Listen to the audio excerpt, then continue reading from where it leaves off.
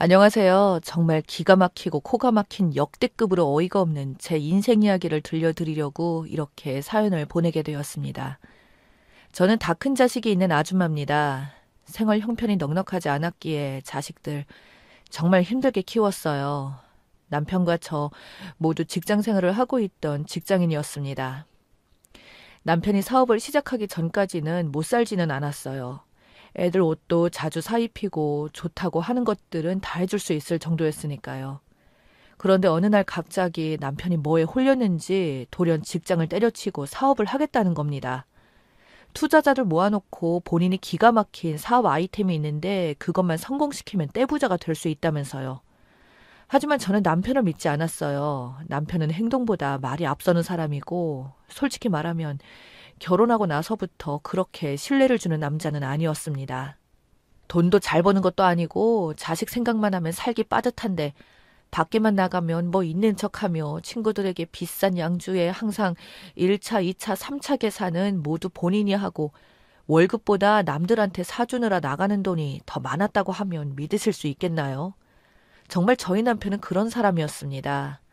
연애 때는 그냥 사람 좋아하고 퍼주기 좋아하는 마음 착한 사람이구나라고 생각했는데 완전 잘못 생각했던 것이죠. 여튼 그렇게 말도 없이 갑자기 회사를 때려쳤다고 하길래 정말 한참을 싸웠습니다. 그렇게 무책임한 결정이 어딨냐고 우리 부부 아니냐고 하며 목이 쉴 때까지 싸웠어요. 그래, 네 알아서 해라. 네 인생 네가 살아. 라고 하며 거의 반포기 상태로 남편을 냅뒀습니다. 그런데 의외로 남편의 사업이 잘 되기 시작했습니다. 친한 형님 2명한테 투자금을 받아서 작은 가게를 냈고 거기서 수입이 꽤 잘 나왔기 때문이에요. 욕심 많은 남편은 프랜차이즈화를 시킨다면서 땅값 비싸기로 유명한 동네에 2호점을 냈는데 6개월도 안 되어 경제 위기가 왔고 잘 나가던 가게도 망하는 상황이라 당연히 남편이 하던 사업도 쫄딱 망했죠. 무리한 가게 확장 때문에 빚까지 내고 남편에게 돈 빌려준 사람들이 저희 집 문을 쾅쾅 두들기며 돈 내놓으라고 하고 정말 난리도 아니었습니다. 고생이란 고생은 제가 다 한 것이었죠. 남편은 빚쟁이들이 찾아온다며 집에 붙어있지도 않고 밖으로 도망갔습니다. 한 달에 한두 번 야심한 밤에 집에 몰래 들어와 애들 잘 있는지 확인하고 다시 어디론가 나가기를 반복했어요. 그때 당시 저와 남편은 남남보다 더 못했던 사이였습니다. 그래도 애들 키우기 위해서 남편이 다시 마음을 잡고 빚을 차차 갚아나가며 재기하기를 바랐어요. 하는 수 없이 밖으로 떠돌아다니는 남편을 잡기 위해 사방팔방 수소문해서 남편을 잡으러 다녔습니다. 시댁에 숨었나 싶어서 시댁에도 찾아가고 남편 친한 동창들 집에도 찾아가고 예전에 남편이 잠깐 살았던 부산 모 형님 집에 무작정 찾아가고 고생이란 고생은 다 했습니다. 몇 달째 집에도 안 들어오고 종적을 감춘 남편만 생각하면 속이 터지고 답답해 미칠 노릇이었죠. 실종 신고를 해야 하나 정말 안 되겠다 신고라도 해야겠다라고 할 때쯤이면 남편은 귀신같이 집에 들어왔어요. 아, 이번에는 정말 안 되겠다 싶어서 시댁 가서 아들이랑 못 살겠다고 이혼 선언을 해야겠다 생각하고 시댁에 연락도 없이 찾아갔습니다. 그런데 시댁 대문에 열려 있었고 대문 안쪽으로 들어가자 감나무 뒤쪽에 머리를 빡빡 민 거지 같은 남자가 남의 집에 들어와 있기에 저기요, 지금 여기서 뭐 하시는 거예요? 라고 소리를 빽 지르니까 화들짝 놀란 대머리가 저를 쳐다보더라고요. 그런데 보자마자 기절할 뻔했습니다. 완전 머리를 빡빡 민 남자는 제 남편이었고 옷차림은 정말 누가 봐도 스님 복장이었습니다. 남편은 허겁지겁 바지를 올리고 도망가려고 했지만 저는 전속력을 다해 남편을 붙잡았고 도망가지 못하게 실랑이를 했습니다. 밖에서 요란한 소리가 나니 시어머니는 밖으로 나오셨고 제 남편을 보자마자 화들짝 놀래서 아니 네가 왜 여기 있냐? 머리는 왜 그렇게 빡빡 밀었어? 라며 화를 내시더라고요. 그렇게 가까스로 남편을 붙잡고 시댁 안으로 들어가 자초지종을 들어보았습니다. 정말 기가 막힐 노릇이더라고요. 남편은 속세에 지쳤다고 하며 스님이 되었더군요. 현재 산에 있는 절에서 수련을 받으며 살고 있다고 하더라고요. 가정을 책임지는 것도 더 이상 못하겠고 본인은 돈이나 무력에서 벗어나 그냥 이렇게 자연인 그 자체로 살고 싶다며 본인을 이제 놓아달라고 하더라고요. 참나 어이가 없었습니다. 세상에 무책임에도 분수가 있지 이 정도일 줄은 꿈에도 몰랐습니다. 빈 몇 억 때문에 자식과 마누라까지 포기하고 산속에 들어가 스님을 하다니 이게 말입니까? 저는 화가 나서 빽빽 소리 질렀습니다. 애들은 어떡할 거고 빚은 또 어떡할 거냐고 물으니 본인은 머리를 밀고 스님 생활을 하다 보면 빚쟁이들은 자연스럽게 본인을 잊을 거고 애들한테도 아빠 멀리 떠났다고 하늘나라로 갔다고 거짓말을 하라네요. 한순간에 아빠 없는 자식을 만들라는데 그 말을 듣자마자 정이 뚝 떨어졌습니다. 그래 좋다. 다시는 내 눈앞에 띄지 말고 절대로 보지 말자. 애들 찾아올 생각도 하지 말고 너랑 나랑은 끝이야. 라고 하며 화를 냈습니다. 시어머니는 기가 막혀서 쓰러질 뻔하고 호적에서 파버릴 거라고 정말 악을 써대셨어요. 그렇게 정말 그날 이후로 남편은 종적을 감췄습니다. 그 이후로 시댁에 남편은 나타나지도 않았고 몇 달에 한 번씩 저희 집에 찾아오는 것도 없어지고 이혼이라고 하려고 했지만 행방을 알아야 할 수 있으니 실종신고하고 별의별 짓을 다 했지만 남편은 정말 산속에 들어갔는지 도무지 행방을 알 수가 없었습니다. 매일같이 빚쟁이들이 돈 갚으라고 찾아오고 도저히 살 수가 없어서 저는 친정으로 내려가 아이들을 키웠습니다. 20년을 남편과 그렇게 연락도 없이 살았고 살았는지 죽었는지도 모른 채 애들 대학까지 보내고 그렇게 악착같이 살았습니다. 막내가 학교를 서울로 가게 되고 서울에 있는 아는 언니네 가게에서 일하게 해준다고 하길래 저도 막내와 함께 서울로 올라가게 되었습니다. 첫째는 분가하며 직장을 다니고 있었고 서울로 올라갈 수 있었던 것이었죠. 막내 학교랑 가까운 곳에 방 2개짜리 집을 구했고 저는 거기서 가게까지 왔다 갔다 하며 일을 시작했습니다. 세월도 많이 흘렀고 남편에 대한 분노와 억울함 등등 그런 감정들은 많이 삭혀진 상태였어요. 그냥 먹고 살기 바빴습니다. 그렇게 왔다 갔다 하며 일하고 있는데 우연히 서울 한 부촌으로 유명한 동네에 가게 될 일이 생겼습니다. 단독주택만 쭉 있고 함부로 그 동네에 못 들어가는 그런 동네를 갈 기회가 생겨서 난생 처음 그 유명한 동네에 가게 되었습니다. 사람이 아무도 없는 길인데도 으리으리한 주택 때문에 기가 죽더라고요. 괜시리 눈치 보게 되고 그렇게 발걸음을 빨리 움직여 약속 장소까지 가고 있었습니다. 이런 집에는 누가 살까? 로또 당첨돼도 못 살 것 같은데 이런 생각을 하고 있던 중 굉장히 으리으리한 대저택에서 사람이 나오는 겁니다. 나이는 한 어리게 보면 20대 후반, 많아봐야 30대 초중반으로 보이는 여자가 나왔고 그 뒤에는 웬 빡빡이 아저씨 스님 복장을 하고 있는 남자가 따라 나오는 겁니다. 앞서 나온 여자도 전통 항복, 개량 한복 같은 걸 입고 있었던 상태였고요. 저는 본능적으로 남편을 생각을 하면서 굉장히 기분이 불쾌해졌습니다.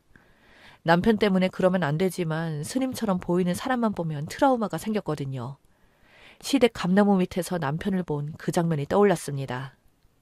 저 사람들은 뭔데 저 집에서 나오지? 라고 생각하고 있던 순간 한 검은색 세단이 그 집 앞에서 멈추고 그 세단에서 똑같은 빡빡이 머리의 스님이 나오는 겁니다. 스님이 사는 곳인가? 어느 스님이 저렇게 좋은 곳에서 라고 생각을 하던 찰나 그 검은색 세단에서 나오는 스님의 귀가 제 남편과 똑같은 귀였습니다. 남편의 귀가 엄청 크고 뾰족해서 한눈에 봐도 남편의 귀라는 걸 알아볼 수 있었어요. 남편은 그 스님들 어깨를 툭툭 치고 뒤를 돌아보며 저와 눈을 마주친 순간 저는 너무 놀라서 악하고 소리를 질렀어요. 제가 소리를 지른 이유는 세단에서 나온 남자가 20년 전 종적을 감춘 제 남편이었기 때문입니다. 너무 놀라 소리를 질렀고 남편도 제 얼굴을 보며 엄청 놀라더라고요. 저는 바로 남편에게 달려가 말했습니다. 당신 뭐야? 당신 대체 20년을 애들도 내팽개치고 뭐하고 살았던 거야? 제정신이야? 그러고도 당신이 사람이야? 애들 대학생 될 때까지 얼굴 한번 안 비추고 심지어 지 부모까지 버린 사람이 사람이냐고!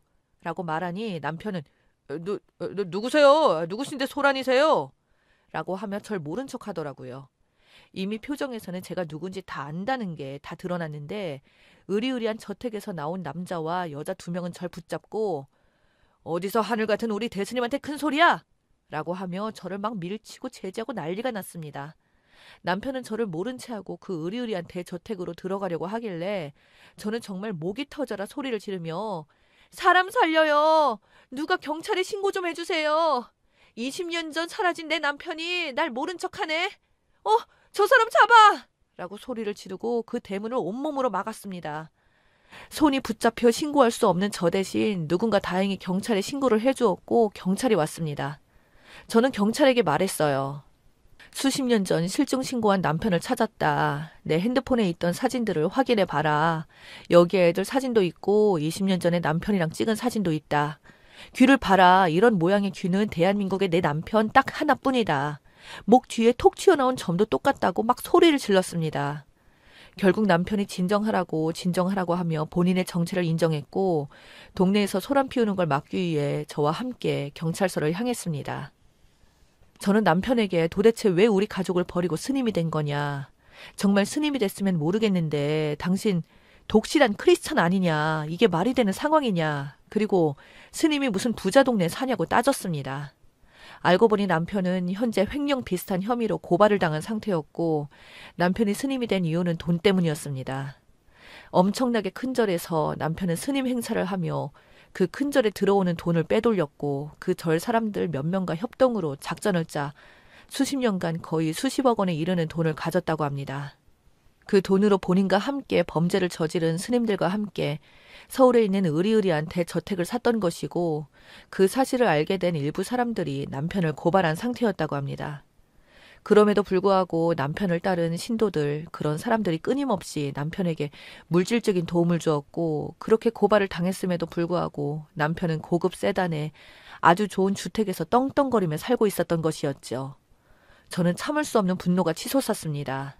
남편 대신 아이들을 키우느라 말 못할 수모를 겪고 정말 눈물 삼키며 일을 하며 내 인생은 없다시피 살았는데 너무 어이가 없더라고요. 본인은 속세가 싫고 돈이 싫다며 스님이 되겠다고 해놓고서 가족까지 버렸을 정도였냐면서 뒤에서는 돈을 빼돌리기 위해 가족까지 버렸다는 실체를 알고 나니 도저히 참을 수가 없더라고요. 그 자리에서 남편의 대머리 부분이 빨개지도록 전속력으로 찰싹찰싹 쳤습니다.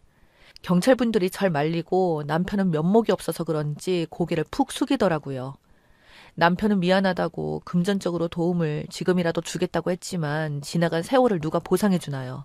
저는 다 필요 없고 네 실체를 뒤지는 사람들한테 내가 낱낱이 잘 알려주겠어 라고 고래고래 소리를 질렀습니다. 그렇게 저는 서에서 나와 아이들에게 남편의 실체를 모두 말한 뒤 남편이 있었다는 절에 가서 남편의 실체가 담긴 전단지와 패킷을 들고 모두에게 이 사실을 알렸습니다. 그리고 변호사를 만나 남편에게 걸 수 있는 법적 조치 상담받았고 내가 보상받을 수 없다면 이 사람 벌이라도 받아야겠다고 생각했습니다. 남편이 살던 그 으리으리한 대저택에서 남편의 실체가 담긴 현수막을 크게 걸어 동네에 얼굴도 못 들고 다니게 만들어줬습니다. 그 저택에 한참을 앉아 있다가 남편이 나올 때면 통에 담은 개똥물 섞어 놓은 것을 확 뿌렸고요.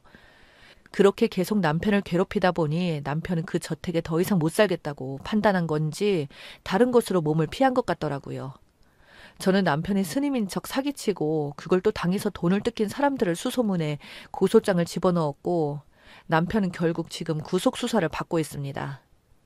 아무래도 저는 힘이 없기에 이 사실을 공론화해서 남편이 제대로 된 벌을 받았으면 하는 바람으로 이렇게 글을 쓰게 되었습니다. 스님 행세하며 돈을 갈취한 일당에게 사기당하신 분들은 지금이라도 연락을 주시기 바라겠습니다.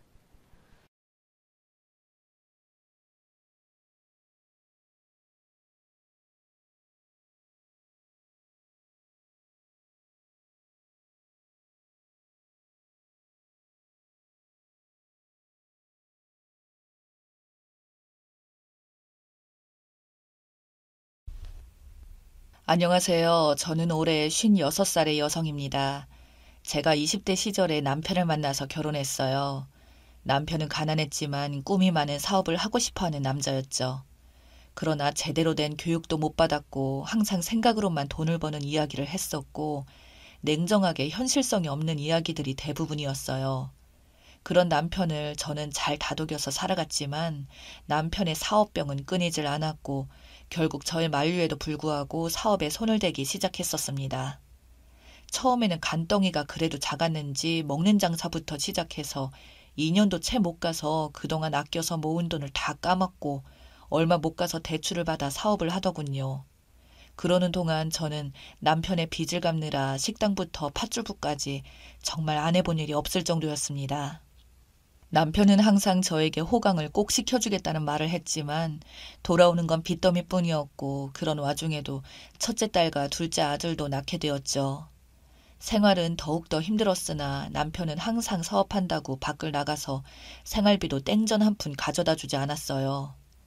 그러던 어느 날 갑자기 처음으로 남편이 해벌쭉 웃는 얼굴로 요즘 사업이 잘 돼서 돈 좀 번다며 온갖 생색을 내기 시작하면서 저에게 생활비가 두둑히 들어있는 돈봉투를 가져다 주더군요. 정말 평생 돈 한 번도 제대로 못 벌어본 인간이었는데 말이죠. 남편은 저에게 말하기를 원래 큰 그릇은 이렇게 성공하는 건데 여자가 말이야 그런 큰 뜻도 모르고 나한테 이래라 저래라 부정타게 말해서 여태 자기가 성공이 늦어진 거였다며 큰 소리를 떵떵 치더군요.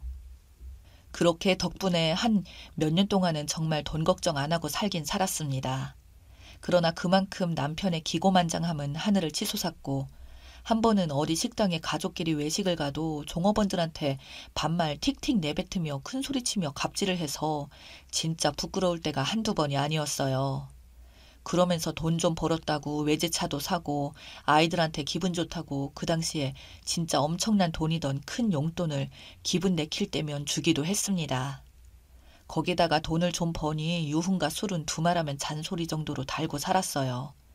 맨날 바깥으로 돌아다니며 사장은 골프가 첫째다 하며 술집 여자들과 놀아나는 걸 다 알면서도 저는 눈을 감아줬습니다.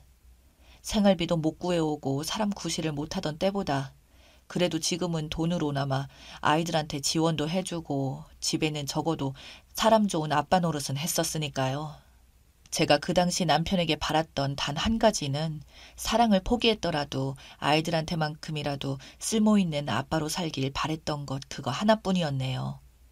제 그런 마음을 읽었는지 남편 놈은 그 뒤로 돈만 던져주다시피 하고 애인이랑 여행을 간 것도 알게 되었습니다. 남편은 절대 아니라고 하더니 저한테 방귀 낀 놈이 성내듯이 일부러 성질을 내고는 그 뒤로 집을 나가서 살다시피 하더군요. 그러던 어느 날 결국 사건이 터졌습니다. 사람들이 저희 집을 찾아와서 무서운 얼굴을 하고는 집 문을 미친 듯이 두들기더군요. 저보고는 갑자기 남편 어디 갔냐며 애들 앞에서 제 멱살을 대뜸 잡고는 다짜고짜 소리를 지르는데 저 역시도 사실 남편 얼굴을 못 본 지는 오래되었는데 제가 그 사람한테 무슨 말을 할 수 있을까요? 남편은 집에 잘 안 들어왔고 나조차도 안 본 지 몇 주 되었다고 말했더니 집에 쳐들어온 사람들은 사기꾼 새끼부터 온갖 욕설들을 내뱉으며 집안을 아주 쑥대밭으로 만들었습니다.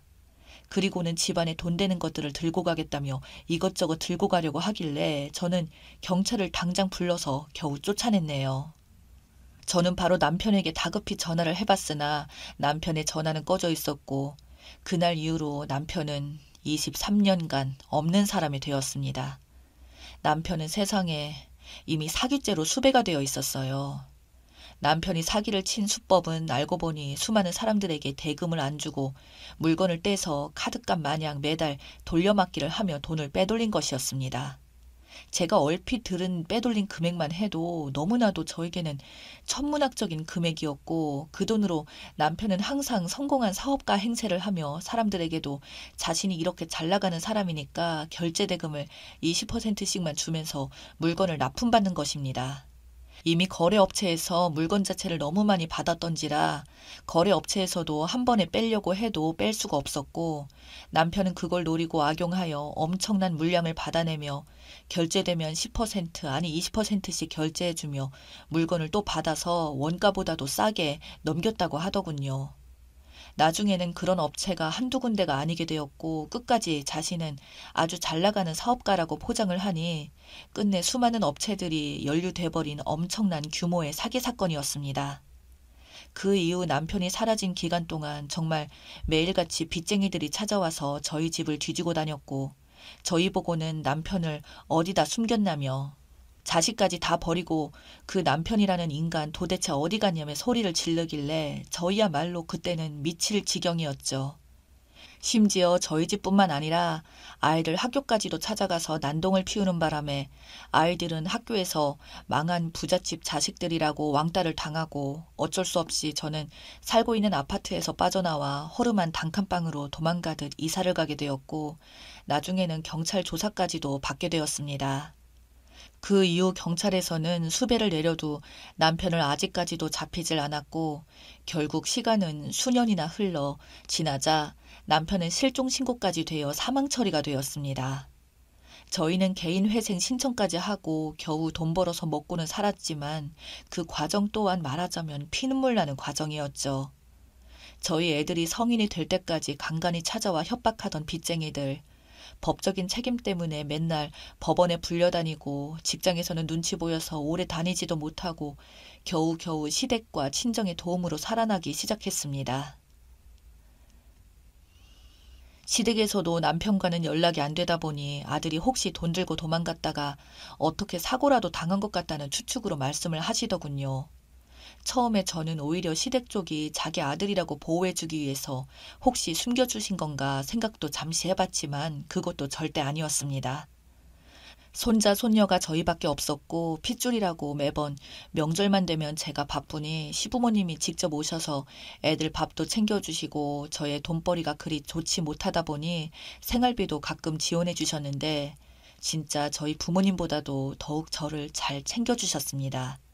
시아버지께서는 자식 새끼 잘못 둔 나의 죄라며 늙은 나이에도 일하시면서 벌게 된 돈 전부 싹 다 저희에게 주시며 이 돈으로 빚 갚는 데 쓰고 애들한테 조금씩 나눠주라고 하셨습니다. 이런 시부모님을 제가 어떻게 더 의심하겠습니까? 정말 시부모님 아니면 도중에 포기하지 않았을까 싶을 정도였죠. 저는 사실 친정집에서는 셋째 딸이다 보니 집에서도 그렇게 저를 신경 써주지는 않았거든요. 오히려 일이 이렇게 되다 보니 저에게 가장 소중한 가족은 저희 아이들이랑 시부모님이 되었죠. 그렇게 수십 년이 걸려서 개인 회생돼서 다 갚았지만 정말 그동안 허리 한번 제대로 못 펴고 살았습니다. 시아버지는 그 와중에도 심장마비로 경비실에 출근해 근무 중에 돌아가셨고요. 시아버지 장례식장에서 저는 정말 눈물을 흘리며 사진을 쳐다보는데 남편 놈은 진짜 뭐 하는지 정말 죽은 건지 자기 부모님들 장례식조차 안 오는구나 라고 생각을 했었습니다. 그래도 모든 빚 다 갚고 나서는 시어머님이랑 아이들이랑 모두 같이 살기 시작하였고 저희 아이들도 성인이 되어서 취업을 하여 일을 하기 시작했었죠. 그때부터는 빚도 없겠다. 내 식구가 일을 하니 돈은 정말 잘 모이기 시작하더군요. 그럴 때일수록 우리 애들 결혼 자금은 모아야겠다는 생각을 했고 그래서 더욱 열심히 그래도 옛날처럼 암울한 시기와는 다르게 희망을 가지고 일을 하기 시작했습니다. 저는 기존에 일하던 파출부에서 청소도 깔끔히 하고 잘한다고 소문이 나기 시작하면서 여기저기 연락도 많이 받았고 돈을 많이 준다는 부잣집 사모님들한테도 소개를 받아 그쪽으로도 출근하기 시작했습니다. 그러던 중 이번에 들어온 부잣집은 이름만 대도 아는 엄청난 부자 아파트였고 저는 그런 집을 갈 때마다 대체 이 사람들은 뭘 해서 이런 데서 사는 걸까 하는 생각도 하곤 했었죠. 그렇게 출근해서 집을 청소하고 있는데 사모님이 엄청 깐깐했습니다. 정말 군기 잡는다는 말이 떠오르듯이 침대 밑에 먼지 하나까지도 따지는 여자였고 그로 인해 저는 너무 피곤해서 이 집에서 계속 할 수 있을까 생각이 들더군요. 그렇게 한 3개월을 그 집에 가서 청소를 했는데 어느 날 이 집 남편이 집안에 뭘 놔두고 왔는지 문을 열고 들어와 자기 방으로 후다닥 들어가더군요. 저는 그래도 3개월 만에 처음 보는 사장님이니까 인사라도 드리려고 방문 입구에서 가서 기다리다가 다시 나가려고 하는 사장님께 안녕하세요라고 인사를 했는데 그 사장님의 얼굴을 보는 순간 깜짝 놀라고 말았습니다. 무려 23년 전에 집을 나가서 죽은 줄만 알았던 제 남편이 그곳에 떡하니 서 있었던 거예요. 제가 송이 아빠? 라고 말을 하니까 갑자기 후다닥 집을 뛰쳐나가더군요. 저는 순간 그 자리에 주저앉아서 멍하니 있으니 한 10분 뒤 그 남자는 다시 들어와서 자기 안에 들어오기 전에 따라 나오라며 갑자기 저를 데리고 나왔고 근처 커피숍에서 말을 하기 시작했습니다. 자기를 어떻게 알고 찾은 거냐고요. 그래서 저는 도대체 무슨 소리냐고 그냥 나는 파출부 일하러 온 거였고 이미 3개월이나 되었는데 당신은 도대체 어떻게 된 거냐고 물었더니 그때 사실 사고치고 도망쳐서 살았었고 안 걸리기 위해서 어쩔 수 없이 연락을 못했다고 하더군요. 알고 봤더니 글쎄 지금같이 사는 여자도 그때 바람난 여자 중 한 명이었고 재산은 그 여자 앞으로 빼돌리고 돈 역시 사전에 은행에 빼두었다고 하더군요. 도피하면서도 해외에서 호화롭게 그 여자를 앞에 내세워서 여태까지 살아왔고 둘 사이에 아이도 3명이나 낳고 진짜 남이 보면 행복하게 살아온 인간들이었습니다. 공소시효가 끝나고 나서 이제는 대놓고 밖에 나와서 놀러 다니고요. 그렇게 남편은 사기를 친 돈으로 집하고 여러 가지들이 많은 엄청난 부자가 되어 있더군요. 이게 말이나 되는 소리인가요? 나는 그래 남이라고 치자. 왜 당신 자식들과 부모들한테도 연락을 안 했어? 아버님이 어떻게 돌아가신지 알아? 라고 말하니 이 인간이 한다는 말이 돌아가셨어? 였습니다. 그리고는 나이 들면 죽는 거지 뭐. 이러면서 말을 이어붙이는데 저는 너무 화가 나서 남편의 뺨을 내리치고 따지기 시작했죠. 당신 같은 인간, 부모도 모르고 자식도 모르고 당신 때문에 우리가 그동안 어떻게 살아왔는데 당신 빚 갚는다고 아버님은 평생을 밖에서 일만 하시다 돌아가신 분이야. 라고 말했더니 자기도 그건 미안하지만 어쩔 수 없었다며 조만간 돈이라도 좀 보내준다고 하더군요. 그리고 그 인간은 또다시 도망쳤습니다. 나중에 남편한테서 문자가 하나 와서는 서로 피차 불편하니까 앞으로 오지 말라더니 얼마 안 가서 번호도 바꾸고 도망갔더군요. 저는 그런 괘씸한 남편을 경찰에 바로 신고했고 빚쟁이들한테마저도 모두 싹 다 연락했습니다. 그리고 좀 더 알고 봤더니 글쎄 이 남편이라는 인간은 공소시효도 사실 완료가 안 되어 있었고 여전히 국내에서는 쫓기는 몸이었더군요. 그 인간이 그것도 모르고 해외에서 국내로 들어온 거고 결국 수십 년 만에 경찰에 잡혀 들어갔습니다. 시어머니는 저에게 괜찮다며 말씀을 하셨지만 내가 짐승을 낳았다고 하소연하시면서 우시더군요. 그 인간이랑 그 상간녀가 사기친 돈 때문에 부도난 사람들도 있었고 이미 돌아가신 분들도 있더라고요. 그래서 말년에 남편이란 놈은 모든 재산 환수당하고 감옥에서 썩는 걸 보니 세상사가 지은 죄는 언젠가는 필히 돌려받는 것 같네요.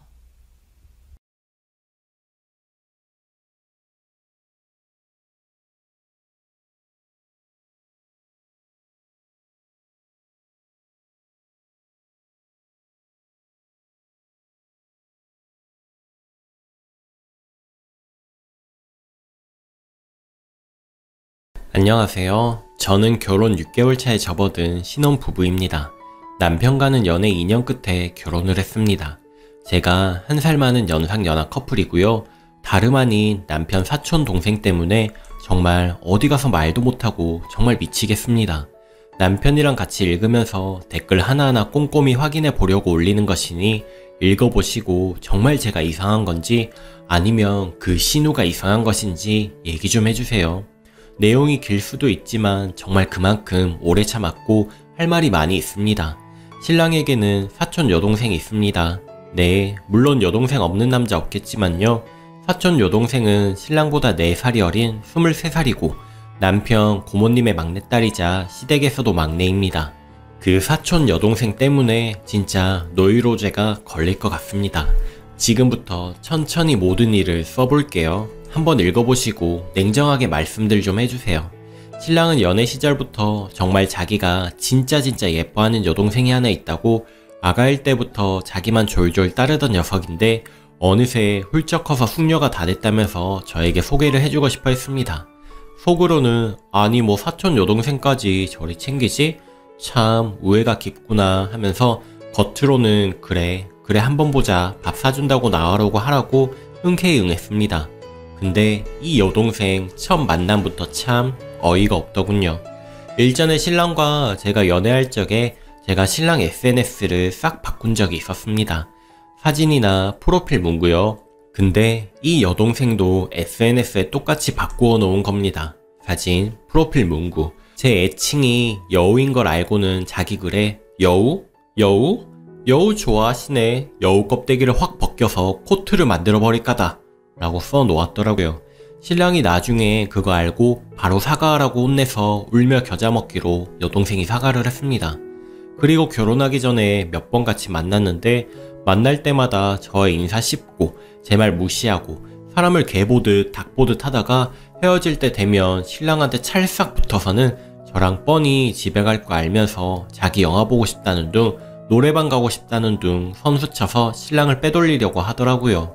결정적으로 결혼하기 일주일 전쯤 신랑 카톡을 우연히 보게 되었는데 오빠 꼭 결혼해야 해? 왜 이렇게 빨리 해? 그 여자 임신했대? 왜 갑자기 결혼해? 임신했으면 그 애가 오빠인지는 어떻게 알아? 결혼하기 전부터 몸 함부로 주는 여잔데 그런 여자 믿고 결혼할 수 있어? 오빠 그러지마 응?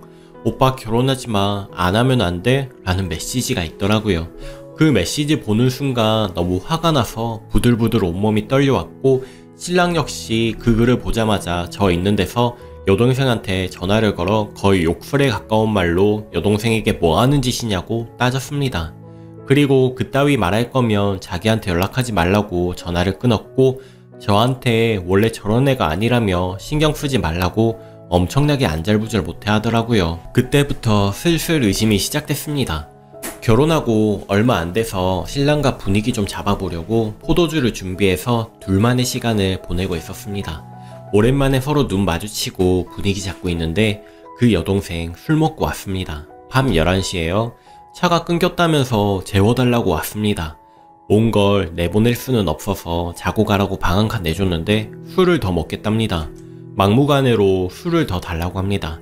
신랑이 화가 나서 곱게 자고 가라고 너 왜 자꾸 이러냐고 그러는데도 막무가내입니다. 그래서 제가 포도주밖에 없다고 포도주라도 드시겠어요? 하고 묻자 여동생이 피식피식 웃으면서 포도주요? 포도주? 이러는 거 아니겠어요? 순간 욱해서 한 대 치려다가 도저히 안되겠다 싶어 슈퍼 간다고 하고 나왔습니다.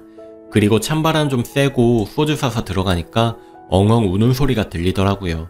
무슨 일이냐고 놀래서 묻자 신랑이 진짜 짜증난다는 듯이 너 이럴 거면 가라고 뭐하는 짓이냐고 여기가 네 술주정 받아주는 곳이냐고 화를 냈습니다.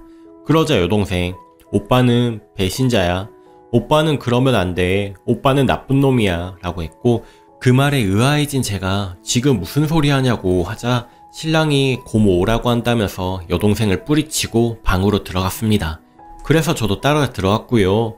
무슨 일이냐고 다시 묻자 신랑이 한숨을 푹 내쉬고 답답하다는 듯 쟤 이상하다고 진짜 안 그랬는데 왜 저러는지 정말 모르겠다고 했습니다.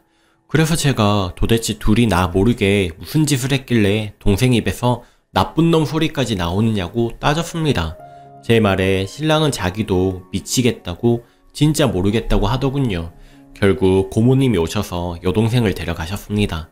그리고 저번 주 주말에 있었던 일입니다. 신랑이랑 오래간만에 꼭 껴안고 잠들어 있는데 신랑 전화가 울렸습니다. 깨서 보니 새벽 2시였고 발신자는 그 여동생이었습니다. 순간 짜증이 났지만 그래도 뭐 받아보자 하는 심정으로 받아서 여보세요 라고 하니까 한 5초 뒤에 그냥 끊어버리대요. 그렇게 5번 이상을 전화해야 되니까 진짜 환장하겠더라고요. 그래서 신랑을 깨워서 말했습니다. 정말 자기 사촌 여동생한테 무슨 일이 생겼거나 아니면 자기 여동생 미친 것 같으니 일어나서 왜 그러는지 전화 좀 해보라고. 그 말에 신랑이 짜증을 내며 전화를 했고 한 5분 뒤에 전화를 끊더니 얘 또 술 먹었다고 무시하자면서 휴대전화기를 끄고 다시 누웠습니다. 누워서 곰곰이 생각해보니 이제껏 일들이 예사롭지 않게 느껴지더라고요. 신랑한테 자느냐고 물어보니까 신랑이 안 잔대요. 그래서 신랑더러 조심스럽게 아무리 봐도 아가씨가 자기를 남자로 보는 것 같다고 좀 선을 그어야 할 것 같다고 말하자 신랑이 아무 말 없이 한숨을 내쉬었습니다. 그리고 알았다면서 신경 쓰지 말고 자라고 팔베개 해주길래 저도 더 말 안 하고 잤습니다. 다음날 일어나서 신랑 휴대전화기를 켜보니까 새벽 6시까지 아가씨한테 전화가 와 있었습니다. 그리고 바로 어제 일입니다. 저녁밥을 짓고 있는데 전화가 왔습니다. 발신자는 모르는 번호였고 전화를 받자마자 카랑카랑한 목소리로 대뜸 이러더군요. 미쳤어요? 누구세요? 미치지 않고서야 뭐? 내가 오빠를 남자로 좋아해요? 어떻게 그런 말을 함부로 해요? 아, 아가씨세요? 잘 지냈어요? 잘 지냈어요? 이봐요. 언니 사랑과 전쟁 잘 본다고 오빠한테 듣긴 했는데 현실과 드라마 구분도 못해요? 그렇게 머리가 나빠요? 어디 나랑 오빠를 그런 사이로 매도해요? 이봐요 아가씨. 그래도 손이 어른한테 전화를 걸었으면 적어도 인사는. 인사? 내가 지금 미친 여자 취급을 당했는데 인사하게 생겼어요? 뭔데요 언니? 그쯤 되자 저도 슬슬 열이 받더라고요. 진짜 보자 하니까 어린 게 위아래 구분도 없고 어이가 없다 어이가 없어. 이봐요 아가씨. 그쪽 잘한 거 하나 없거든요. 지나가는 사람 붙들고 물어봐요. 사촌 오빠 애칭까지 알아내서 껍데기를 벗기니마니. 그리고 뭐?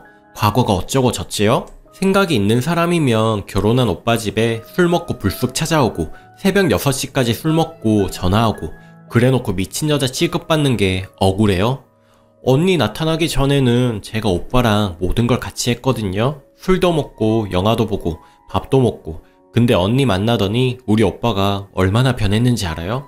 분수를 알아야죠. 어디서 맞지도 않는 짝을 자기 것이라고 우기려고 들어요? 큰 외삼촌이 오빠랑 언니 결혼 엄청나게 반대한 건 알아요? 아가씨 말 잘했네. 결혼하기 전에 둘이 잘 지냈든 무엇을 했든 이제는 오빠 결혼했고요. 결혼한 남자한테 이러는 거 정말 예의 아니에요. 나도 아가씨 의심하는 거 예의 아니지만 아가씨 행동이 충분히 오해 살만했고 지금 이렇게 전화로 해서는 안 될 말까지 하는 거 오빠도 알아요? 나 오해할 만한 행동한 적 없는데요? 잘 생각해봐요. 나중에 아가씨가 결혼했는데 아가씨 남편 여동생이 지금 아가씨처럼 굴면 아가씨는 어떨지, 그리고 그쪽 부모님이 아가씨 반대했다는 얘기까지 들으면 어떨지. 제정신이면 결혼한 오빠, 그것도 사촌 오빠한테 새벽 6시까지 전화하고 오빠 부인한테 막말하고 그러진 않을 것 같네. 더 할 말 없어요. 전화하지 마세요. 라고 전화를 끊었습니다. 그리고 분을 못 이겨 막 소리 지르다가 남편한테 전화를 했습니다. 왜 도대체 이런 전화가 나한테 오느냐고, 얘 도대체 뭐냐고, 미친 거냐고, 둘이 무슨 짓을 어떻게 했길래 내가 이런 소리 들어야 하고 신경 써야 하느냐고 소리치자 신랑이 처음에 아무 말 안 하더니 곧 땡땡한테 전화 왔었느냐면서 아 진짜 왜 그러냐고 좀 그냥 넘기자면서 전화를 끊어버렸습니다. 그리고 퇴근한 남편 붙잡고 얘기 좀 하자고 하니 남편이 선수 쳐서 이리 말하대요.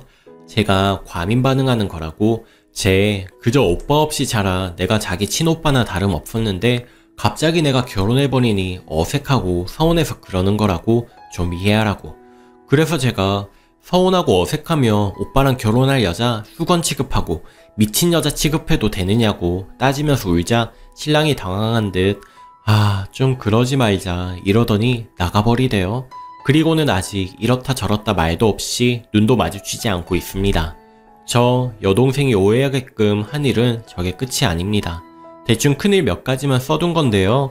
명절 때 시댁에 있다가 친정에 가면 여동생한테 문자가 옵니다. 여동생도 고모 딸인지라 우리가 친정 가면서 시댁에 와도 늘 시간이 엇갈렸거든요.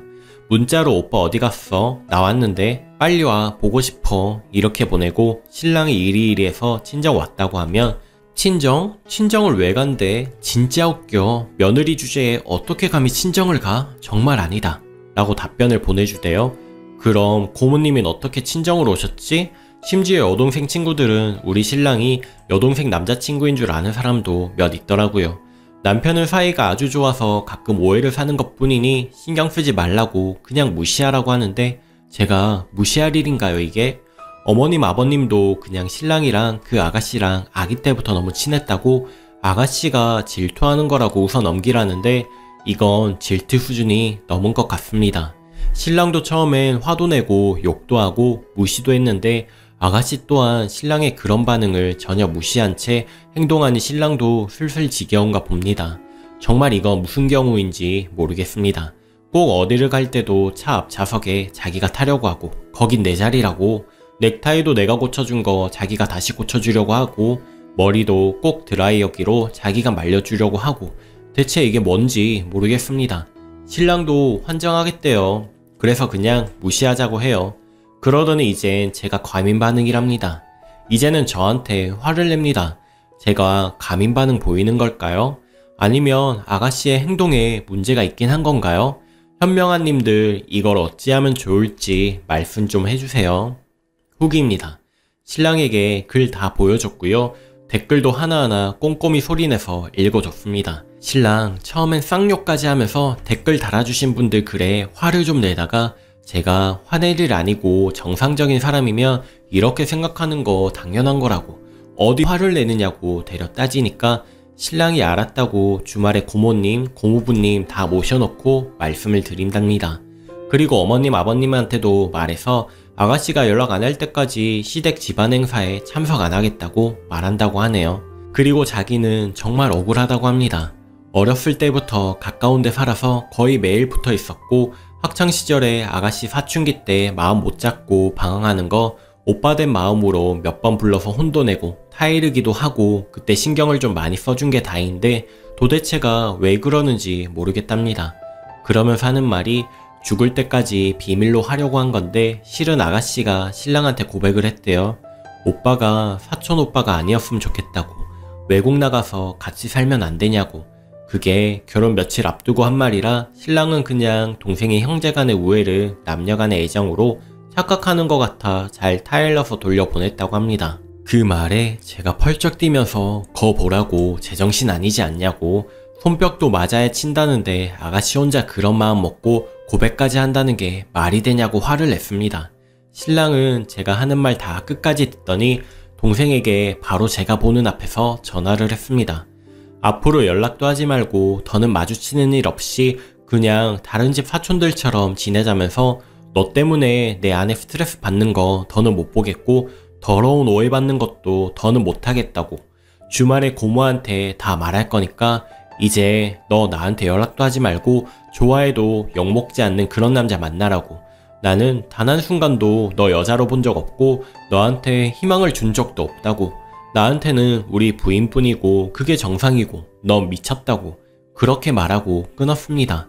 그리고 신랑이 정말 많이 속상한지 울더라고요. 자기한테는 진짜 예쁜 여동생이었고 상상도 못했다고 저러다 말겠지 했는데 내가 너무 방관해서 여동생도 잃고 부인한테 믿음도 잃었다고 잘못했다고 말해서 저도 일단 더는 화내지 않고 주말에 같이 가기로 했습니다. 아직 100% 믿음을 준 건 아니지만 주말에 고모님 네 분 찾아뵙고 전후 사정을 다 말씀드려서 해결하겠습니다. 그리고 어머님 아버님한테도 사실대로 다 털어놓고 아가씨랑 얼굴 마주보고 싶지 않다고도 말하고 오겠습니다. 주말이 지난 후에 후기를 올릴게요. 진심으로 충고해주신 모든 분들 감사합니다. 아직 신랑을 다 믿을 순 없지만 그래도 주말까지 지켜볼게요. 감사합니다. 마지막 후기입니다. 안녕하세요. 금요일 남편과 신우의 사이를 의심하고 글을 썼던 여자입니다. 주말이 참 길면서 짧게 지나간 것 같네요. 지금 신랑 막 출근시키고 기다리실 님들에게 빨리 후기를 전하고 싶어 청소도 마다하고 컴퓨터 앞에 앉았습니다. 정신없이 지나갔네요. 주말이. 금요일 신랑에게 댓글을 다 읽어주고 신랑이 사태의 심각성을 깨닫게 되었고 시부모님과 고모님께 모든 사실을 말하겠다고 결론을 진 뒤에 전 신랑의 휴대전화기를 뺏어뒀습니다. 왠지 모르게 분명히 여동생과 연락을 할 것 같았거든요. 신랑은 이렇다 저렇다 불평 한마디 없이 순순히 휴대전화기를 내주었고 그때부터 신랑은 베란다 밖에도 나가지 못했습니다. 제가 딱 잘라 말했거든요. 믿음을 다시 찾고 싶거든 지금 내 말대로 해줘라고요. 그래서 신랑은 제 말대로 다 해주기로 했고 제 눈에 보이게끔 움직여줬습니다. 아무리 생각해도 제 머리로는 도저히 아가씨가 이해가 안 되는 상황이었기에 신랑과 더 말해봐야 제 머리만 아플 것 같아서 더는 그 문제에 대해서 얘기도 하지 않고 있었습니다. 어차피 내일이 되면 제가 미친 여자가 되든 신우가 미친 여자가 되든 결론이 날 테니까요. 그리고 신랑과 함께 잠자리에 들었습니다. 잠자리에 들어서도 머릿속에는 온통 어떻게 하면 내가 헛소리하는 게 아니라는 걸 어른들이 믿어주실지 어떻게 해야 될지 감이 안 잡히더라고요. 막말로 지금 신랑이 제 앞에서 그리 행동해도 내일 돼서 어른들 앞에서는 저를 미친 여자 취급해버리면 전 오도 가도 못하고 님들 말대로 똥통에 빠지는 게 되잖아요. 한참 고민에 빠져있는데 신랑 전화가 울리대요. 발신자 볼 필요도 없이 신우일 거라는 걸 직감했습니다. 역시 맞았고요. 세 번째까지 전화가 울려도 받지 않았습니다. 네 번째에는 그래 어디 한번 부딪혀보자 심정으로 전화를 받았습니다. 여보세요? 오빠 바꿔. 오빠 자는데 그리고 어디다 대고 반말이야? 너 지금 몇 시인지는 알아? 오빠 바꾸라고. 오빠가 전화하지 말라고 한 거 금세 잊어버렸냐? 하긴 그러니까 사촌 오빠인 것도 잊어버리지. 고백이나 하고 그런 게겠지. 야, 너랑 할 말도 없고 들을 말도 없고 신랑도 너랑 말도 섞기 싫다더라. 너 같은 미친 개 처음 봤다고 소름 끼친데 근데도 바꿔주길 바래? 그러니까 오빠 바꾸라고. 네가 그렇게 찾는 오빠 지금 내 옆에서 나랑 한방 침대에서 같이 있다. 더 할 말 없어? 끊어. 일방적으로 끊었습니다. 얼마나 술이 됐는지 발음도 다 꼬이고 무조건 오빠 바꾸라고 소리소리 지르는 모습에 정말 할 말을 잃게 만들더라고요. 그리고 한번 깊어진 의심은 끝도 없이 신랑과 시누이의 관계를 더 의심하게 됐고요. 괜히 전화를 받았나 싶을 정도로 열이 가라앉지 않는데 또 전화가 왔습니다. 그때 정말 갑자기 님들이 말씀해 주셨던 녹취가 생각이 났습니다. 어찌 보면 이게 제 유일한 증거가 되겠구나 싶어서 마음을 진정시키고 다시 전화를 받았습니다. 그리고 내일 이 통화 내용을 어머님 아버님을 비롯해 고모님 내외분께도 들려드릴 생각으로 만에 하나의 트집도 잡히지 않기 위해 이번엔 존댓말로 정말 속상하다는 투로 전화를 받았습니다. 님들 감사합니다. 다 님들 덕분이에요. 네 아가씨. 아가씨? 야, 좀 전에 너 하더니 이젠 아가씨? 아, 다 됐고 오빠 바꿔. 아가씨 정말 왜 이러세요? 지금 시간이 몇 시예요? 오빠 피곤해서 잔다고 몇 번을 말씀드려요. 야, 이거 오빠 전화잖아. 왜 네가 바꿔 난리냐고? 아가씨 술 많이 취했어요? 아무리 술 취해도 이건 아니죠. 아가씨가 아무리 날 마음에 안 들어 해도 나 아가씨 오빠랑 결혼했고 엄연히 손윗 사람인데 어디서 욕을 하고 반말로 그래요? 하자. 웃기는 여자네. 야, 진짜 내가 어이가 없다 어이가 없어. 너 진짜 죽여버리고 싶거든. 아가씨 정말 너무하네요. 전화하지 마세요. 끊었습니다. 물론 다 녹음했고요. 아가씨는 아무것도 모르고 욕까지 해가면서 오빠를 바꾸라고 난리를 치고 있었습니다. 저한테는 정말 다행이자 고마운 일이었죠. 다시 전화가 왔습니다. 처음엔 받지 않았고요. 두 번째 울릴 때 받았습니다. 진짜 왜 이래요? 야, 오빠 바꾸라고. 오빠 바꾸라고. 아가씨 이러시는 거 고모님도 아세요? 이게 말이 돼요? 어떻게 사촌끼리. 아가씨 제발 그 정도로만 해요. 네? 오빠 바꾸라고. 오빠. 결국 아가씨는 울음을 터뜨렸습니다. 참 어이가 없어서 울긴 왜 우나. 지가 뭘 잘했다고. 왜 울어요? 울 만큼 뭐가 그렇게 억울한데요? 오빠는 나쁜 놈이야. 나쁜 놈? 아가씨 대체 뭐가 그렇게 억울하고 오빠가 왜 나쁜 놈 소리를 들어야 돼요? 뭐 정말 나 모르게 둘이 몸이라도 섞었어요? 그런 지저분한 일 정말 있었느냐고요? 오빠는 나쁜 놈이라고 나쁜 놈. 그리고 너 때문이야. 너만 없어지면 돼. 진짜 안 되겠네. 왜 이래요? 정말 둘이 끝까지 다 간 거예요? 말해보라고. 야, 내가 너처럼 함부로 몸 굴리는 애로 보여? 어디다 대고 그런 소리야. 오빠랑 나는 플라토닉 몰라? 관념적? 관념적이 무슨 뜻인지 알고 말해요? 사촌 간 사랑이 어딜 봐서 순수하다고 관념적을 들먹거려요. 들먹거리긴 아가씨 진짜 안 되겠다. 더는 전화하지 마세요. 꺼두겠습니다. 미친듯이 악에 받쳐 고래고래 소리 지르는 아가씨의 말 하나하나 다 녹음하고 전화를 끊었습니다. 술에 취해 한 말이긴 하지만 어느 정도 둘 사이가 짐작은 되더군요. 제가 의심한 것만큼 그렇게 깊은 사이는 아니었던 것 같기도 했고요. 어쨌든 녹음한 걸 다시 들어보니 좀 발음이 꼬여서 제대로 들리진 않았지만 그래도 아가씨 목소리로 오빠를 찾고 저에게 쌍욕을 하는 그런 건 정확히 녹음되어 있어서 다행이다 싶었습니다. 내일 제 말을 믿어주지 않으실 어른들께 들려드릴 생각으로 신랑 휴대전화기 비밀번호를 변경하고 파일까지 비밀 파일로 저장을 해뒀습니다. 그리고 뜬 눈으로 밤을 지새웠습니다. 아침이 되자 신랑은 제 눈치를 살피며 아침 먹고 가자고 했고 저도 좋은 일도 아닌데 아침부터 큰일을 벌이기도 뭐해서 그러자고 했습니다. 그렇지만 밥을 먹으면 체할 것 같아서 먹지도 못했고요. 신랑 밥 먹는 걸 지켜보며 말을 했습니다. 아버님 댁으로 가자고. 신랑은 고모님 댁부터 가지 왜 그러냐길래 그냥 아버님 댁부터 가자고 했습니다. 신랑은 여전히 제 눈치를 보면서 알았다고 했고요. 10시쯤 집에서 나와 아버님 댁에 도착할 때까지 한마디도 하지 않았습니다. 신랑도 한숨만 내쉬며 말을 따로 걸진 않았고요. 아버님 댁에 도착하자 아버님 어머님은 아무것도 모르시고 반갑게 맞아주셨습니다. 그때부터 제 심장이 쿵쿵거리면서 무섭게 뛰기 시작했습니다. 입술은 바짝바짝 말랐고 손발은 차가워졌습니다. 제 표정이 너무나 안 좋은 걸 아셨는지 아버님께서 먼저 무슨 일 있느냐고 말을 꺼내셨고, 아버님의 걱정스러운 표정을 보자 갑자기 서러움이 복받쳐 오르면서 눈물이 마구 흘러내렸습니다. 제가 서럽게 울면서 말을 못하자 아버님 어머님이 놀라하시며 왜 그러냐고 하셨고, 신랑은 한숨을 내쉬면서 밖으로 나갔습니다. 그리고 한 5분쯤 뒤에 신랑이 다시 들어왔고, 신랑은 묵묵히 천천히 어머님 아버님께 놀라지 마시라며 얘기를 꺼냈습니다. 아버지, 고모딸 땡땡 있잖아요. 그래, 걔가 왜? 아, 걔가 좀 이상해요. 집사람을 많이 괴롭히나봐요. 괴롭히다니? 뭘 어떻게 괴롭혀? 신우 노릇하냐? 아니, 뭐 그런 건 아닌데요. 신랑은 어물쩍하게 제대로 말을 못했고, 그 모습에 화가 난 제가 소리를 지르며 말을 끊었습니다. 제대로 말해. 제대로 말하라고. 왜 말이 틀려? 제대로 말하라고. 제 모습에 놀라신 아버님 어머님이 무슨 일이냐고 다그치기 시작하셨고, 전 펑펑 울면서 말했습니다. 아버님 어머님, 글쎄요, 아가씨가 이 사람을 좋아한대요. 사랑한대요. 남자로 사랑을 한대요. 저만 없으면 된다고 하네요. 고백을 했대요. 무슨 말이냐 그게.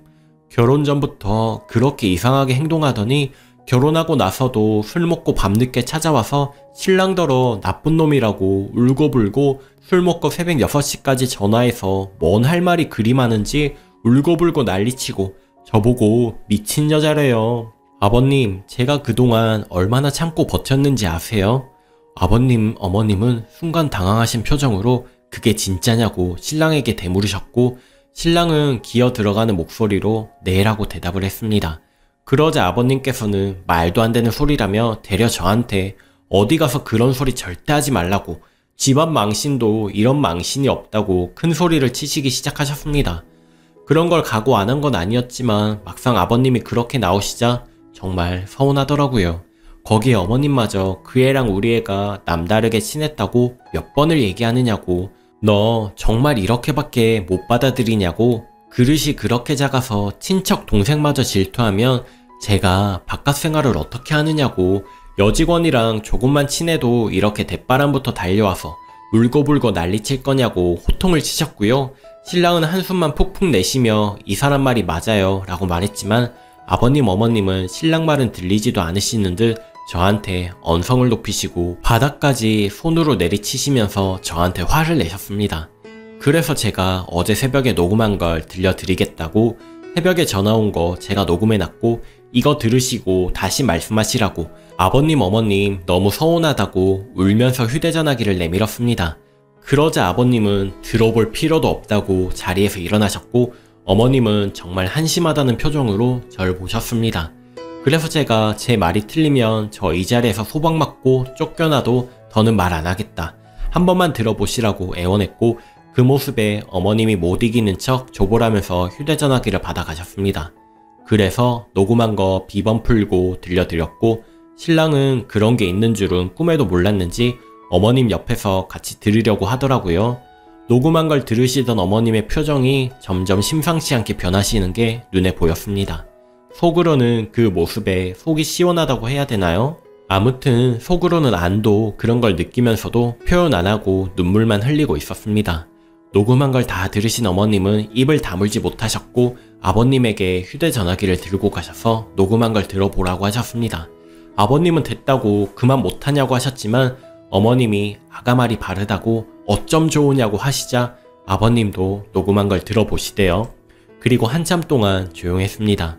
거실에는 저 우는 소리만 들렸고요.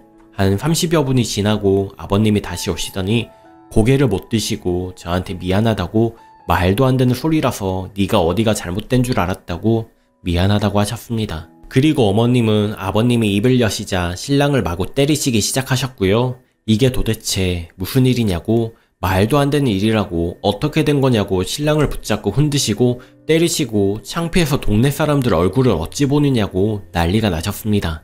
아버님은 묵묵히 아무 말 안 하시다가 어머님이 결국 통곡을 하고 우시자 조용히 하라고 소리치셨고 신랑에게 어떻게 된 거냐고 설명하라고 하셨습니다.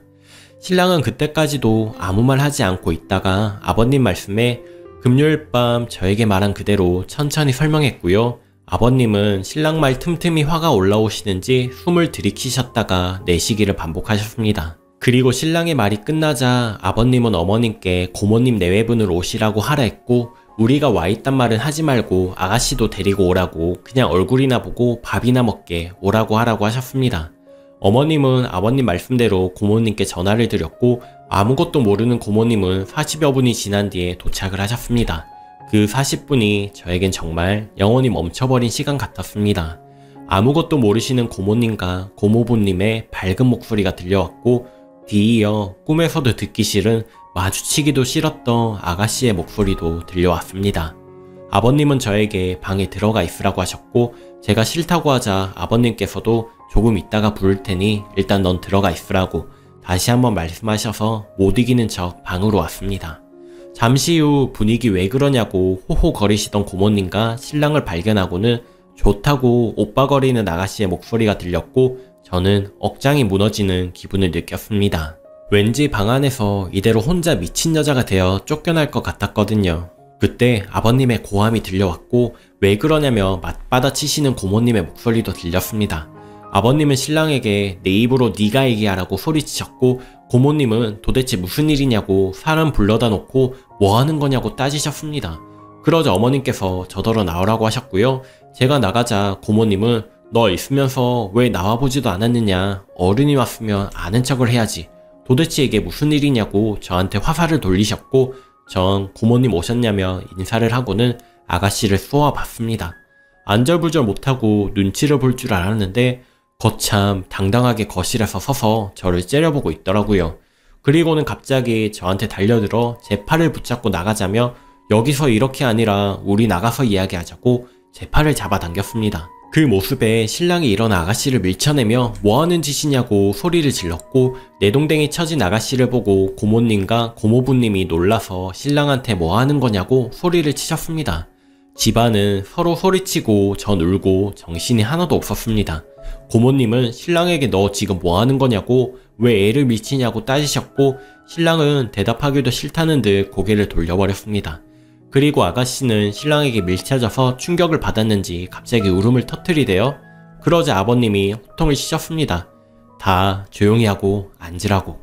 그리고 너 울지 말고 네가 말해보라고. 네 새언니가 한 말이 사실이고 새언니 휴대전화기에 녹음된 목소리가 네 목소리가 맞느냐고. 아버님께서 목에 핏대를 세우시며 말씀하시자 고모님과 고모부님이 정말 왜 그러냐고 앞뒤 사정은 말해주고 혼내라면서 아버님께 대들었습니다. 아가씨는 입은 꾹 닫고 울고만 있지 고모님은 아무것도 모르시고 화만 내시지 어머님은 자리 깔고 누워버리셨지 아주 집이 엉망진창이었습니다. 그래서 제가 말하기로 했습니다. 누구보다 속상하고 누구보다 속이 터지는 건 저희니까요. 전 고모님께 모든 걸 사실대로 말했고 고모님은 제 말이 끝나기 무섭게 제 뺨을 치셨습니다. 지금 누구를 어떻게 매도하고 어디 입에 담지 못할 더러운 소리를 하느냐고요? 갑자기 맞은 뺨에 할 말을 못하고 있는데 신랑이 고모님께 버럭 소리를 지르며 저 사람 말 다 바르다고 왜 엄한 사람을 때리느냐고 저 사람 고모한테 맞을 짓 한 거 하나도 없다. 때리려면 고모 딸을 때리라고 대들었습니다. 그러자 고모부님이 신랑에게 입 못 닥치느냐고 역정을 내셨고 아버님은 정말 화가 나셨는지 갑자기 신랑을 때리기 시작하셨습니다. 저도 정말 깜짝 놀랐습니다. 갑자기 신랑의 뺨을 때리시고 머리를 잡고 흔드시고 발로 밟으시고 나가 죽으라면서 이게 도대체 무슨 일이냐고 너랑 쟤랑 입에 담지 못할 더러운 짓까지 하면서 이 사단을 만든 거냐고 아버님은 저러다 쓰러지실까봐 무서울 정도로 신랑을 두들겨 패셨습니다. 그 모습에 고모님을 비롯해 고모부님 저 역시 아무 말도 못하고 안절부절하고 있는데 참 어이없게도 아가씨가 갑자기 뛰어들더니 아버님 바지자락을 붙잡고 늘어지대요. 그만하시라고 그러다 사람 죽겠다고 자기가 다 말한다고 외삼촌 그 정도로만 하시라면서 엉엉 울면서 아버님을 붙잡고 늘어졌습니다. 말하려면 진작 말할 것이지 여태껏 울고만 있던 게 짜증나게 그리고 무슨 말을 하냐고 아가씨를 다그치는 고모님께 아버님은 조용히 하라면서 화를 내셨고 숨을 고르시며 아가씨에게 말해보라고 했습니다. 아가씨는 엉엉 울면서 말했어요. 진짜 그 우는 모습을 보고 있자니 머리 끄덩이라도 잡고 흔들고 싶을 정도로 얄밉고 저주스럽고 증오스러웠습니다. 저도 처음 알았습니다. 사람을 이렇게 미워할 수 있다는 걸요. 아가씨가 한 말입니다. 아기 때부터 크면 오빠랑 결혼할 줄 알았어요. 오빠도 나 좋아했어요. 내가 고백했을 때 오빠가 웃으면서 네가 더 커서 그때도 나 좋아하면 그때는 오빠도 네만 받아준다고 했어요. 그래놓고 오빠는 다른 여자랑 결혼했어요. 난 여태껏 오빠 하나만 보고 오빠 하나만 믿고 오빠만 좋아했는데 오빠가 나보고 커서도 나만 좋아해달라고 해놓고 이제 와서 저 여자랑 결혼했어요. 우리 잘못한 거 없는데 왜 우리한테 뭐라고 해요? 오빠랑 나랑 제일 가슴 아픈 건데 왜 우리한테 뭐라고 해요? 기가 차대요. 이게 대체 무슨 말인가 싶어서 어이도 없고 기도 차고 저게 정말 사촌 입에서 나올 말인가 싶으면서 온몸에 소름이 돋고 머리가 어지랬습니다. 그 말에 신랑이 펄쩍 뛰면서 내가 언제 그랬냐고 말을 바로 하라고 하자 아버님이 신랑의 뺨을 한 대 더 때리시며 말씀하셨습니다. 이래도 아니냐고, 너희 더러운 짓까지 한 거 아니냐고. 그러자 신랑은 왜 자기 말은 안 믿어주느냐고 정말 억울하다고 눈물까지 흘리면서 말을 했습니다. 신랑이 말입니다. 고등학교 졸업식하고 쟤 데리고 작은 선물 하나 사줄까 해서 시내 나갔는데 제가 갑자기 나보고 좋아한다고 오빠 아니면 안 된다고 했습니다. 말이 안 되는 소리잖아요. 그렇지만 제 여고생이었고 남자 대할 기회가 얼마 없었으니까 잠시 착각하는 걸 거다 싶어서 독한 말로 돌려보낼 만큼 모진 놈이 못 돼서 나중에 커서도 네가 나밖에 없으며 그때 다시 얘기하자고 했습니다. 그때 가서 마음 받아준다는 말 한 번 한 적 없습니다. 사촌 여동생이라 손잡아준 적은 있었어도 여자라고 흑심 품고 손잡아본 적 한 번도 없습니다. 그런 상상도 해본 적 없습니다. 그저 좋은 남자 만나서 언제 그랬냐는 듯 그때 그랬지 하고 껄껄 웃으면서 얘기할 날 올 거라 믿었고 신경도 안 썼습니다. 그게 그렇게 잘못된 일입니까? 신랑 말에 아가씨는 신랑을 부르며 아니잖아, 이게 아니잖아 라고 울고 매달렸고 고모님은 어떻게 이런 일이 일어났느냐고 내가 저걸 태어났을 때 거꾸로 뒤집었어야 됐는데 괜히 키웠다면서 가슴을 치며 울기 시작하셨습니다. 아버님은 아가씨의 그런 모습에 신랑에게 너 바른 대로 말하라고 정말 아가씨와 넘지 말아야 할 선까지 넘은 거 아니냐고 말씀하셨고 신랑은 하늘을 맹세코 아버님 이름을 걸고 그런 적 없다고 울면서 말을 했습니다. 아가씨는 신랑의 팔을 붙잡고 여전히 울고불고 매달리고 있었고요. 그 모습에 화가 난 제가 아가씨를 밀치며 아직도 정신 못 차렸느냐고 남들이 다 제정신 아니라는데 왜 혼자 그러냐고 그만 좀 하라고 소리를 쳤습니다. 그러자 와 이게 제대로 미친 여자가 맞는 것 같습니다. 갑자기 눈에 불을 켜고 저한테 덤벼들더라고요. 아직도 목이랑 어깨에 긁힌 자국이 선명하게 남았습니다. 입에 담지 못할 쌍욕을 퍼붓고 저주의 말을 퍼부으며 제 머리를 잡고 흔들고 손톱을 세워 덤비는 아가씨에게 분하게도 어떻게 반항 한번 못하고 당했습니다. 바보 같다고 욕하셔도 할 수 없는 게 너무 많이 울어 진이 다 빠진 상태였고 갑자기 당한 일이라 경황이 없었습니다. 그 모습에 고모부님과 신랑이 아가씨를 떼어놨고 고모부님이 아가씨의 뺨을 때리셨습니다. 그만 못하냐고, 너 제정신 아니라고, 창피해서 밖을 어떻게 나가느냐고 집에 가자고 하시자 아가씨는 절 가르치며 저 애만 없으면 되잖아, 저 여자만 없으면 되는데 왜 다 나한테 뭐라고 해? 라고 소리치고 다시 저에게 덤벼들었습니다. 그러자 고모부님이 다시 아가씨를 붙잡아 연달아 뺨을 2대 때리시며 더하면 너 자식 안 한다고 집에 가자고 하셨습니다. 고모님은 그때까지도 집안이 망하려고 한다고 이제 어떻게 사느냐고 조상님 보기 부끄러워서 어떻게 사느냐고 통곡을 하셨습니다. 그런 고모님께 고모부님은 다 죽은 조상은 왜 찾고 난리냐고 역정을 내시며 아버님께 죄송합니다 형님, 제가 자식을 잘못 키웠습니다 라고 허리를 굽혀 인사를 하셨습니다. 그리고 아가씨의 팔을 잡고 데리고 나가려 하셨습니다. 근데 정말 미치긴 단단히 미쳤나봐요. 고모부님이 그렇게 끌고 나가는데도 안 끌려 나가고 신랑의 팔을 잡고 오빠 왜 그러냐고 정신 차려보라고 지금 잠깐 저 애한테 한눈 파는 거지? 그렇지, 저 여자가 잘 대해주니까 난 안 주고 저 애는 잘 주니까 오빠가 이러는 거지? 라고 말하며 매달려 있대요. 그러자 신랑이 더는 못 참겠다는 듯 아가씨의 뺨을 올려쳤고요. 뺨을 맞고도 다시 매달리는 아가씨를 내팽겨쳐 말했습니다. 죽을 때까지 보지도 말고 연락도 하지 말고 어디 가서 그냥 조용히 죽은 듯이 살라고. 고모부님께 죄송하지만 저 더는 제 사람 취급 안 한다고 제발 그만 좀 하라고. 제가 나설 자리는 하나도 없었습니다.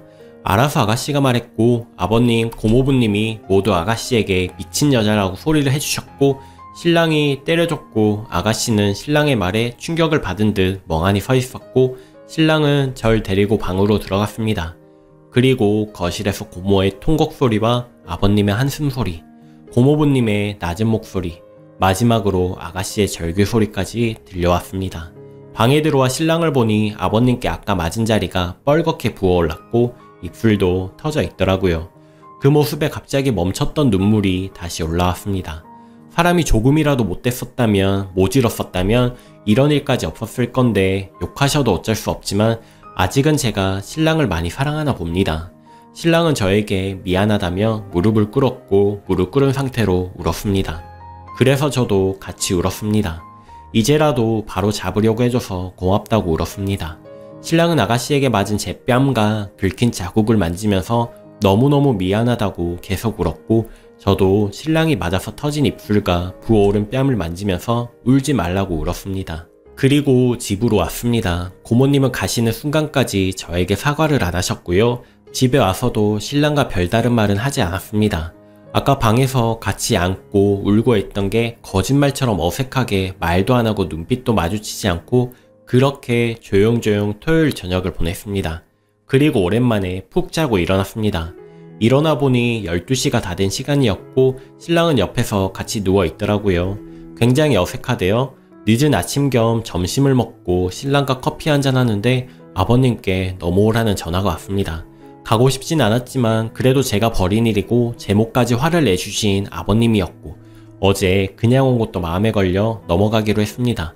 그래서 아버님께 가서 고개도 못 들고 앉아 있으려니 어머님이 오셔서 제 손을 붙잡고 말씀하셨습니다. 그동안 고생 많았다고, 몰라줘서 미안했고 어제 험한 말해서 미안하다고, 앞으로 둘이 아무것도 신경 쓰지 말고 둘만 보고 살고 너희가 불편하면 당분간 정리될 때까지 안 와도 된다고. 어머님의 말씀에 그동안 서운했고 서러웠던 감정이 다시 생각나며 눈물이 나왔고 아버님께서는 한숨을 내쉬고 말씀하셨습니다. 어제 신랑 때린 거, 그동안 신랑이 제 마음에 아프게 한 거 그걸로 다 풀린다는 건 어림도 없지만 그래도 그걸로 제 마음 좀 풀고 신랑 용서해줬으면 하신다고요. 그리고 지금 저희 사는 집 팔고 어머님 아버님께서 돈을 좀 더 보태주신다고 아가씨가 모르는 곳으로 이사를 가라고 하셨습니다. 고모님께도 친척들에게도 우리 이사 간 거 말 안 할 테니 그냥 둘이 이사해서 그렇게 살라고 최대한 빨리 돈 보태주신다고 하시길래 제가 아니라고 괜찮다고 하니까 아버님께서 그동안 말도 못하고 얼마나 속으로 울었느냐고 그렇게 하라고 하셔서 알았다고 했습니다. 그리고 고모님께서 어머님께 전화를 걸어 아가씨를 외국으로 보낸다고 하셨대요. 어차피 유학 가려고 계획 중이었고 신랑더러 외국에서 같이 살자고 했던 게 유학 이야기였거든요. 1, 2년 뒤에 보내려고 했는데 앞당겨서 올해는 좀 힘들고 1월쯤 바로 보낸다고 거기서 죽든 살든 남자 만나서 결혼할 때나 한국 오라고. 안 그러면 안 본다고 하셨대요. 물론 믿지는 않습니다. 살인자도 자기 자식이면 품는 게 부모인데 아가씨를 그렇게 모른 척 하실 리가 없으니까요. 어쨌든 고모님께서 그렇게 알라고 하시면서 저한테 미처 사과를 못 하셨다고 미안하다고 좀 전해달라고 하셨대요. 그래서 어머님께서 사과는 고모가 할 게 아니라 땡땡이가 해야 되는 거니 나중에 정신들고 자기 잘못 알게 되면 그때 사과하라고 하라고 하셨다고 합니다. 어머님 아버님께는 신랑더러 할 수 있으면 직장도 옮겨보라고 하셨으나 아가씨 유학 간다는 말에 제가 그렇게까지는 안 해도 될 것 같다고 말씀을 드렸고 아버님은 알았다고, 너희가 알아서 잘하고 정말 마음고생 많았다고 다시 한번 제 손을 잡아주셨습니다. 그리고 집으로 오는 길에 갑자기 웃음이 나오더라고요. 만약에 제가 이곳에 제 한풀이를 하지 않았고 그리고 한풀이를 했더라도 녹취하라는 댓글이 없었고 금요일 밤 아가씨의 전화가 없었다면 아마 저만 미친 여자가 되고 저만 이상한 여자가 돼서 계속 마음고생하다가 이혼녀 딱지 달고 어디 가서 말도 못하고 그렇게 살았겠죠. 제 속에 쌓인 응어리는 다 풀리지 않았을 거예요. 그래도 혼자 끙끙거리다가 어른들이 아셨고 신랑이 사실을 말해줬고 아가씨가 그렇게 당하는 걸 보고 나니 어느 정도 속이 시원해진 건 사실입니다. 댓글로 이혼해라, 육체적 관계를 가진 게 분명하다고 말씀하셨던 분들, 그리고 정말 진지하게 자기 일처럼 같이 화내주시고 속상해해주시던 분들 모두 감사드립니다. 제 일을 자기 일처럼 걱정해주시던 모든 분들이 100% 만족하실 만한 후기는 아니겠지만 적어도 저는 만족스럽고 다시 한번 신랑을 믿고 다시 한번 시작해보자는 생각이 들었습니다. 정말 감사드립니다. 저 혼자 멍청하게 덤터기 쓰고 속병을 앓다 이혼녀 될 뻔한 일이었는데 이렇게라도 결론이 나서 다행인 것 같습니다. 아가씨가 했던 말 모든 걸 믿지 못하지만 하나만 믿으려고요. 관념적. 자기들은 관념적 사랑을 했대요. 어이가 없어서 진짜.